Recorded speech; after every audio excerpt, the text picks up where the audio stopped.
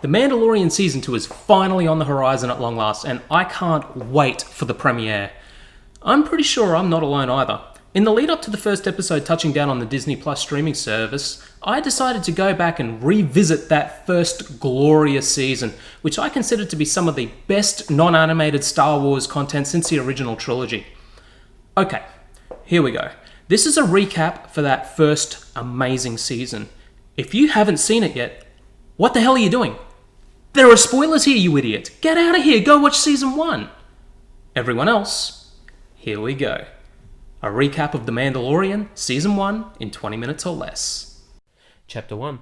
The first episode opens with the Lucasfilm logo just to remind you how much money Disney actually sunk into its purchase and how much money it's already made off it. Then we get the brand new burning for Star Wars that will likely unify all television series under its banner moving forwards.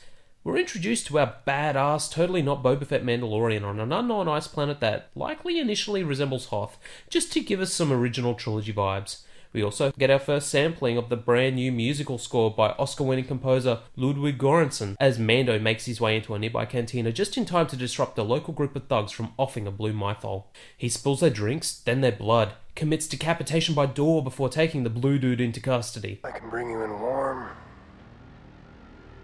or I can bring you in cold. Cue the title screen. We find out that Mando isn't overly keen on droids for some weird reason, but he's totally okay with his super sketchy drunk driver. He takes the blue dude to his super slick badass ship, the Razor Crest, and then watches the drunk driver take a deep dive into the mouth of a mighty Ravenak. He doesn't seem overly concerned when the creature tries to take a bite out of his ship and shows that the pointy end of his Amban phase blaster before taking off into space. He carbon freezes the annoyingly talkative mythol and makes his way to Navarro to meet the bounty guild leader, Greef Karga, who still looks like he'd beat Arnold Schwarzenegger in an arm wrestle. Mando cashes in and takes a super secret off-the-books mission that brings him helmet to face with the Client, a super creepy commander from the now kneecapped Empire. He's surrounded by stormtroopers who look like they tumbled out of the arse end of a trash compactor. The Client offers Mando a whole big bunch of Beskar steel, the stuff the Mandalorians make their armor out of, to take the job. Which he does. He's looking for a 50-year-old someone, and he has their location. Should be fine. Probably won't though. Mando goes to meet the armorer, another Mandalorian, and melts down the advanced steel from the Client to build some new armor. Mando doesn't have a signet yet, but he gives the excess Beskar to the Foundlings, of which he used to belong. We're given some cryptic info about the Great Purge, and see some flashbacks to a battle that will probably be important later. Mando puts the spaceship pedal to the metal to fly to Avala 7, another goddamn desert planet, where he has his ass handed to him by a blurg, a big fat slug-looking thing. He's saved by, and makes a deal with, an Ugnaught named Quill. Mando learns to ride the blurg, of which he's not very good, then makes his way off to a camp where the bounty is hiding. Before he can sneak in, an IG bounty droid walks in, shoots up the joint, and generally just ruins everything for our hero. What a dick. But hey, he looks awesome. There's some witty banter, and the IG unit, who also works for the guild, seems a-okay with self-sacrifice. Instead, Mando and IG team up, and lay waste to the faceless cannon fodder. After tearing their way inside, they find their bounty. Instead of a 50-year-old, he finds the child. And the birth of a billion Baby-Yoda memes, and billions of dollars in merchandising for Disney. Goddamn, he's cute. Mando wants to bring it in alive. IG doesn't. This goes about as well as you'd expect. Cue the credits. Episode 2 opens with Mando on his way back to the Razor Crest, stopping to take out a few bounty hunters all after his loot themselves. After some kick-ass kung fu fighting, and an introduction to the awesomeness of his plasma rifle, just straight up disintegrating a dude, Mando finds his ship being scrapped out for spare parts by Jawas. He straight up murders a few of them, then gives his best impression as Indiana Jones. Unlike the Good Doctor, Mando takes a long fall, youch, and returns to the hunk of scrap that barely resembles the crest. A bit of bubblegum and duct tape probably won't put it back together, so he returns to the Ugnaught Quill. After the child chows down on some local cuisine, Quill offers to broker a trade between Mando and the Jawas. We find out some new Mandalorian beliefs. I'm a Mandalorian. Weapons are part of my religion. The talks begin. They want the Beskar. Nope. The child? No. Instead, they land on the Suka. And with that, Mando is off to retrieve the Suka, which is revealed to be an egg of some kind. In what appears to be a repeating gag, Mando has his ass kicked by a giant rhinoceros-like mudhorn, who doesn't take kindly to his invasion. After being thoroughly bitch-slapped around, the child shows us why he's so goddamn valuable and taps into the Force. Mando has clearly never seen this, and has no idea what the hell is happening. While the child levitates the beast, Mando takes the kill and the egg. The Jawas seem thrilled with his return, crack the egg, and engage in some of the most disgusting things I've seen on TV since Keeping Up with the Kardashians. Mando gets his parts, rebuilds his ship, thanks the Ugnaught, and gets the hell out of Dodge. When episode 3 opens, we discover Baby-Yoda has found a new toy. It's not a toy. And Mando is on his way back to the client. When he arrives, he is greeted by the Empire's Hannibal Lecter variant and a doctor who inspects the child. They pay the Mandalorian with a whole boatload of Beskar.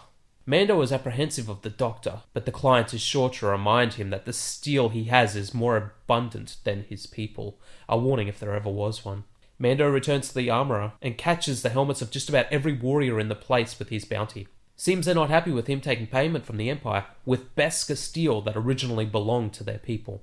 The Mandalorians were driven underground by the Empire, a blight which they have not forgotten about. We learn that the Mandalorian has not taken off his helmet, nor had it removed by others, which is the way. This is the way. To replace his broken armor, Mando gets a brand new suit, some brand new weapons, and we get a brand new flashback, which shows that it was battle droids that attacked his home planet and likely orphaned him. Mando returns and meets with Greef Karga, and from the looks of just about every other person in the room, we can assume they hate him. We're also told this. They all hate you, Mando. Greef shows off his slice of Beskar steel he got for referring Mando to the client that he's keeping close to his heart, which will probably pay off later, then gives Mando a brand new bounty puck to pursue. Mando, great big softy he is feeling pretty guilty about turning the child over to what we can only assume is a serial killing mass murderer wearing the face and voice of a monster, so of course he's going to go rescue the little dude.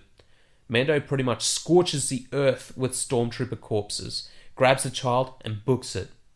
But not before a mic drop moment.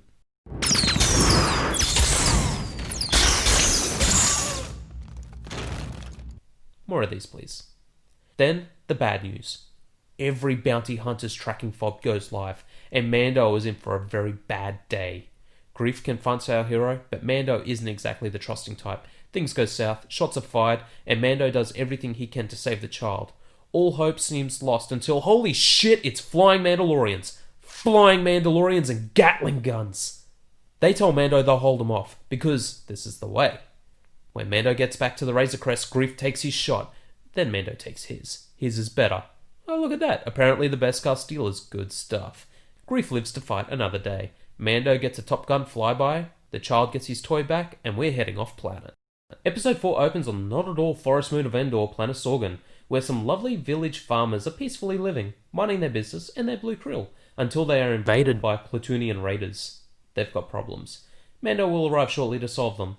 Speaking of, he's up in space, playing babysitter to the baby swamp rat the internet has now officially dubbed Baby-Yoda. They need a peaceful place to lay low, and Sorgan is as good a place as any. Upon arriving, Mando makes eyes with the tough-looking lady.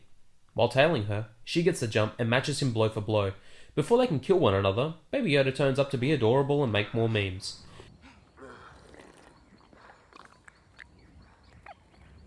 Cara Dune reveals that she is an ex-shock trooper who was AWOL on early retirement and is also laying low. Later that night, before he can leave, Mando is approached by our peaceful village farmers, looking to hire him for protection from the raiders. Mando still needs somewhere to lay low, but knows he needs muscle. They pick up Cara Dune, and together they arrive to protect the village in, if it wasn't already super apparent, our Seven Samurai / Magnificent Seven homage. Mando meets widowed Omira, who probably wants his Mando babies. When she leaves, Mando takes off his helmet and we still have no idea what the hell he looks like under there. After some investigation, Mando and Cara find the villagers were attacked by an ATST, an Imperial Walker, and together they deliver the bad news. Bad news. You can't live here anymore. What? Why? Instead of fleeing, they agree to train the villagers. When night falls, Mando and Cara make their way to the Platoonian raiders' camp, ambush them, set up some bombs, and generally just make a mess of things. Then they leg it back to the village with the ATST hot on their heels like some kind of lumbering, terrifying undead monster. Managing to outrun a mech, they return and begin the counter-assault. After a hard-fought battle, the strangely capable village farmers fend off the raiders. Cara lands a lucky shot and the ATST is toast. Omira wants Mando to stay, even though he knows he can't. because he's a goddamn Mandalorian warrior, and this is not the way. Despite this, Mando considers leaving the child in the village where it is safe, but it's soon revealed that other bounty hunters have found them. Cara takes out the shooter, and Mando knows it's time to hit the road again. Predator homage and fond farewell closes us out. The first space battle of the season brings us into episode 5. The bounty hunter on his tail gets cocky, I can bring you in warm, or I can bring you in cold. but Mando is having none of it. That's my line. Damn near drifting and running on fumes and broken fenders, Mando arrives in Mos Eisley on Tatooine for repairs. Mechanic Pelimoto tells him he's got carbon scoring and not enough funds, so he's off to find credits in this wretched hive of scum and villainy. While Mando is sweating through his armor under the twin suns, Pelimoto finds Baby-Yoda and decides she'll care for the little dude and charge Mando for the kindness. Mando finds a familiar haunt, now run by a droid in what might be the deepest cut joke of the season, and meets a kid I refuse to remember the name of because he's sitting in hand seat. And he's a Muppet. He offers Mando a job to hunt down Fennec Shand, an infamous assassin, and a much better character, who the idiot thinks is his ticket into the guild. Mando goes to square away his ship, gather some things, catch up with the mechanic, and meets back up with the moron, who lays eyes on Baby-Yoda, which seems pretty sus. Off to likely death they go, and straight into a trap they ride. After inspecting a dewback and its dead rider, Fennec gets the sniper drop on him. When night finally falls, Mando reveals his plan to blind the sniper while they ride like hell towards the assassin. What could go wrong? Through some miracle, they actually get the drop on her, but with one of their bikes destroyed, Mando has to go and retrieve the dewback to take her in. This leaves the twit to be easily manipulated by the assassin. She convinces him that the Mandalorian, and the child he travels with, is far more valuable to the guild than her bounty is. So he shoots her, and makes his way back to retrieve the child. This doesn't sit well with Mando, who takes the betrayal about as well as you'd expect. When he arrives, he finds the kid has a gun on Baby-Yoda and, as such, clearly needs to die. After using the exact same trick he used on the assassin, he kills the cannon fodder and the audience cheers. Mando pays the mechanic and rides off into space. Back down on Tatooine, the familiar jangle of boot spurs approaches the body of Fennec Shand. I'm not saying it's Boba Fett, but I guarantee we're seeing that shit green armor by the end of Season 2. Episode 6 opens with Mando in dire need of credits. After reaching out to an old contact of his, Rand Malk, he lands in a spaceport to arrange a rescue job. We learn that Mando perhaps wasn't always that much of a hero, and may not be overly proud of his past. Joining him on this mission is the Triggerman Mayfield, a formal Imperial sharpshooter, Berg, a lovely looking fellow with horns, the droid named Zero, and Jian, who still appears to be a bit bitter about Mando's leaving. They are briefed on the job, which is to rescue another member of their crew that got themselves jammed up in a maximum security Republic prison ship. Mando's not happy about a droid flying his ship, but a job's a job, and the droid is the only one that can make the maneuver needed to reach the prison without detection. While en route, Mayfield finds Baby-Yoda and drops him, so we all know this guy is a gun-toting tosser. Things are off to a tense start when they infiltrate the prison, and Mando has to take out a bunch of droids, which he appears to enjoy just a little bit too much. When they reach the control room, Mando is displeased to find a person guarding the room, after he was assured there would only be droids. The guard is holding a beacon that will alert the Republic should he activate it. During a Mexican standoff, Mando tries to talk the guy down, but Jian kills him instead, and the whole plan is already on its way to hell. With the beacon now activated, they are on a deadline. Zero, the droid piloting the Razor Crest, informs them that ships are already on their way, so they hightail it towards the prisoner. It is revealed that it is actually Jian's brother, Quinn, who they are rescuing. Mando is betrayed, shock, surprise, and left imprisoned. Using his ingenuity, and some good old-fashioned violence, Mando escapes and starts picking off the criminals one at a time in horror movie-esque fashion. He grabs Quinn for payment, blows apart the stupid droid, and flees back to the spaceport. Mando dumps Quinn, collects payment, and Rand, thinking he finally has the upper hand, orders the Razor Crest to be blown apart. Little did they know that Mando is actually pretty adept at sleight of hand, and has left the tracking beacon with Quinn. The Republic arrives, aren't super happy about the guns pointed their way, and promptly blows them all to Kingdom Come. Mando makes a getaway, And this ends Act 2 of The Mandalorian. Okay, Act 3, Episode 7. Here we go. we're Star Trekking across the universe where Mando gets an offer he can't refuse. Grief Karga's proposition is to bring him and the child in to use as bait for the client, who has set up shop on Navarro. Seems, in their absence, they've taken over. In return, Grief will clear Mando's name and strike the bounty from the guild's ledger. Win-win, but Mando ain't no fool.